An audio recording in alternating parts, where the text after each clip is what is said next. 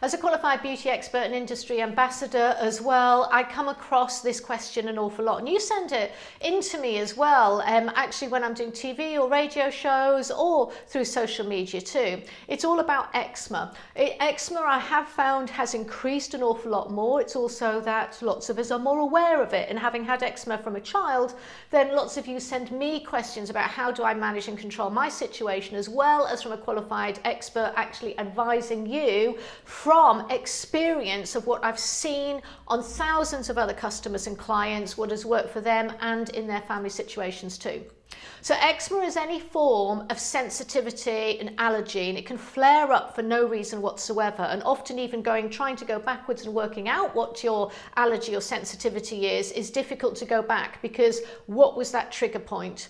And the trigger point you can work closely through with your doctor and take medical advice and have allergy tests as well, but sometimes it is difficult to get back to what that trigger point was. And it's really when your skin goes completely out of balance, and it can be caused, for example, for me, it can be caused by medication, by antibiotics, by stress, by illness, by topical application of beauty products as well. Even a beauty product that has suited me, suddenly at the wrong time of year, if my skin is tired, I'll suddenly have a flare up. A new ingredient, a change of formula. One year they changed my washing powder that I always depended on to a new improved formula, and it wasn't new or improved for me.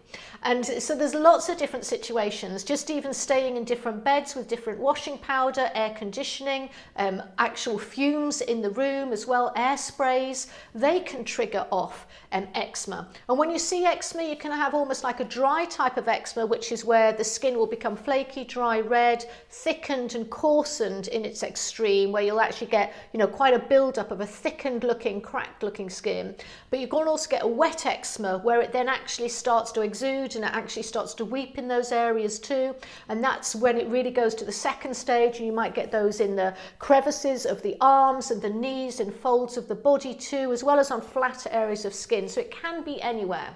So your first port of call is trying to work out what caused it. Did something touch that skin in that area? Is it all over the body? And this can happen at any age. I had it as infantile eczema, which is from a child too.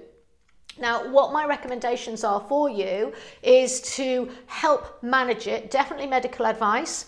And with your medical advice, they may give you steroid creams and different topical applications, follow those. But when you're looking in your beauty and your household routine, what are you buying? What are you cleaning your skin with? What are you taking makeup off? What are you using from a sun point of view? Is that eczema will respond better to the less ingredients and the less amount of product. Because think of surface eczema on the largest skin of the body, which is the organ, is that organ of the body is out of balance.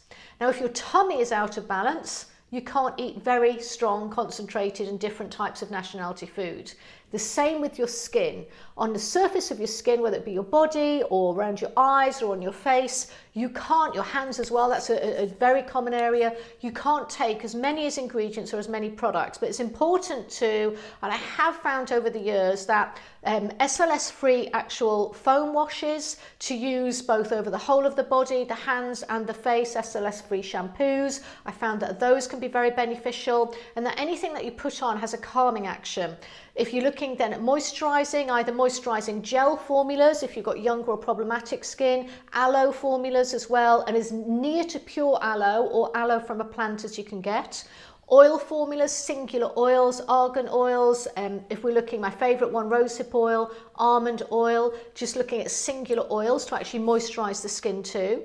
And then when you're looking at makeup, because then you do often need to cover up those areas, looking at a vegan type formula makeup is often a good hint, a natural makeup, a clean makeup, and maybe even a powder mineral makeup, because that's only got 5 or 6 ingredients in it. So the less ingredients, the more natural the ingredients, possibly the gentler. But it's not to say anyone can be allergic to a plant. So don't be tricked if you're still having sensitive and flare-up issues. It may be that your skin doesn't respond to plants, and then you've got to follow the scientific and the chemical route and totally switch your ingredients, which I'll cover in another frequently asked question another day. Check out more FAQs as well on AlisonYoungBeauty.com.